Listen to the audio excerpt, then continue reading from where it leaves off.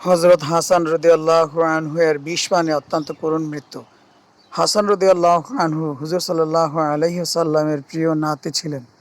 নবীজি সাল্লাল্লাহু আলাইহি ওয়াসাল্লাম তিনি ও তার ভাই হোসাইনকে জান্নাতের যুবকদের সর্দার হওয়ার সুসংবাদ দিয়েছেন। সংক্ষেপে হযরত হাসান রাদিয়াল্লাহু আনহু এর মৃত্যুর ইতিহাস তুলে ধরছি। হযরত হাসান রাদিয়াল্লাহু আনহু মুয়াবিয়া রাদিয়াল্লাহু আনহুর সাথে সন্ধি চুক্তি সম্পন্ন করে মদিনায় স্থায়ী বসবাস শুরু করেন। ঐতিহাসিকরা লিখেন হযরত হাসান রাদিয়াল্লাহু আনহু একটু স্বপ্ন দেখেন যাতে তিনি তার কপালে কুল হু আল্লাহু আহাদ লেখা দেখতে পান। এই স্বপ্ন দেখে তিনি খুব খুশি হন।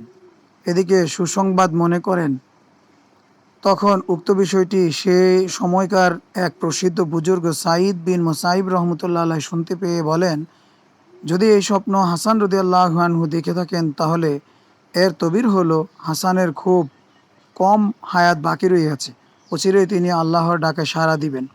বর্ণনাকারী বলেন হাসান রাদিয়াল্লাহু আনহু এর কিছুদিন পরে ইন্তিকাল করেন। এ বিষয়ে ঐতিহাসিকগণ আরও একটি বর্ণনা উল্লেখ করেছেন যার দ্বারা এই ঘটনাটি সংশ্লিষ্ট আরও কিছু বিষয় পরিষ্কার হয়। সেই সময়কার এক ব্যক্তি ছিল যার নাম ছিল আমর বিন ইসহাক। তিনি বলেন, আমি হযরত হাসান রাদিয়াল্লাহু আনহু এর অসুস্থ থাকাকালে তাকে দেখতে গেলাম। আমার তার অবস্থা জিজ্ঞাসা করাকালীন সময়ে তিনি বারবার টয়লেটে যেতেছিলেন। হযরত হাসান রাদিয়াল্লাহু আনহু তখন তার শারীরিক অবস্থা বর্ণনা করতে গিয়ে বলেন, আল্লাহর কসম, আমাকে কয়েকবার বিষ দেওয়া হয়েছে, কিন্তু এবার যতটা কঠিন বিষ দেওয়া হয়েছে আগে কখনো এতটা মারাত্মক বিষ দেওয়া হয়নি। মনে হচ্ছে আমার কলিজা আলাদা হয়ে বের হয়ে যাচ্ছে। আমর বলেন, আমি দ্বিতীয় দিন আবার হজরতের খিদমতে উপস্থিত হলাম। দেখি হজরতের অবস্থা খুবই খারাপ। সে সময় হজরত হোসাইন রাদিয়াল্লাহু আনহু উপস্থিত হলেন। তিনি হাসান রাদিয়াল্লাহু আনহুকে বললেন, ভাই তুমি আমাকে বলো কে তোমাকে বিষ খাইয়েছে? হাসান বললেন, কেন তুমি জিজ্ঞেস করছো? তুমি কি তাকে হত্যা করবে? হোসাইন রাদিয়াল্লাহু আনহু বললেন, হ্যাঁ। তখন হাসান রাদিয়াল্লাহু আনহু বলেন, আমি তোমাকে এই বিষয়ে কিছুই বলবো না। যদি যার ব্যাপারে আমার ধারণা সেই যদি হয় তাহলে আল্লাহ তাআলাই কঠিন শাস্তি প্রদান করবেন। আর যদি আমার ধারণা ভুল হয় তাহলে আমি এটা চাই না যে আমার কারণে কোনো নিরপরাধ মানুষ নিহত হোক। এরপর হযরত হাসান রাদিয়াল্লাহু আনহু এর ইন্তেকাল হয়ে গেল। সেদিন ছিল ৫ই রবিউল আউয়াল ৪৯ অথবা ৫০ হিজরি, ইংরেজি মাসে ফেব্রুয়ারি ৬৬৯ ঈশাব্দ। উক্ত বিষয়টি সিয়ারুল আলামিন নুবালায় ও বিভিন্ন বর্ণনায় বিভিন্নভাবে আসিয়াছে।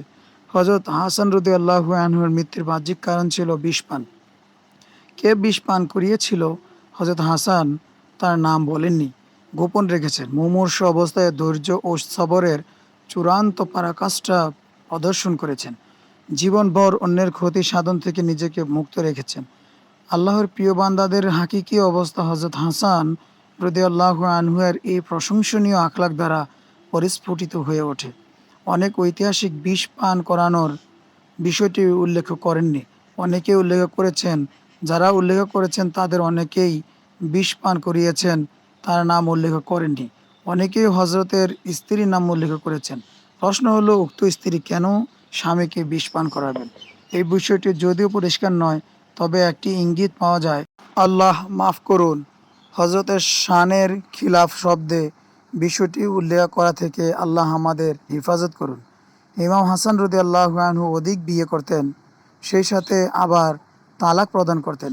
বিষয়টি তার পিতা হযরত আলী রাদিয়াল্লাহু আনহু এর বক্তব্য দ্বারা পরিষ্কার। হাদিসে এসেছে, হযরত আলী রাদিয়াল্লাহু আনহু বলেছেন, হে ইরাকবাসী ও কুফাবাসী, তোমরা হাসানের কাছে কন্যা বিয়ে দিও না, কেননা ও অনেক তালাক দেয়।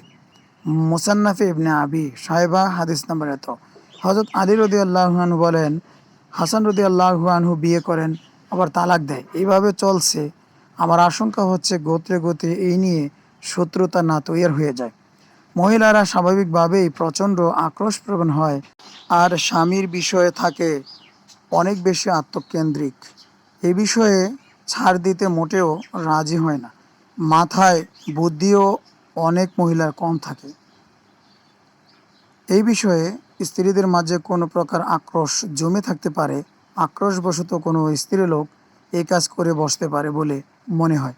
বাকি নিশ্চিতভাবে কিছুই বলা যায় না, আল্লাহ তাআলাই ভালো জানেন। যাই হোক, হযরত হাসান রাদিয়াল্লাহু আনহু এর ইন্তেকালের পর আমিরে মুয়াবিয়া রাদিয়াল্লাহু আনহু এর নিযুক্ত মদিনার গভর্নর সাঈদ বিন আস রাদিয়াল্লাহু আনহু জানাজার ইমামতি করেন। হযরত হোসেন রাদিয়াল্লাহু আনহু হযরত সাঈদ বিন আসকে নামাজ পড়ানোর জন্য আগে পাঠান আর বললেন, যদি এই পদ্ধতি সুন্নত না হতো তাহলে আমি আপনাকে আগে পাঠাতাম না।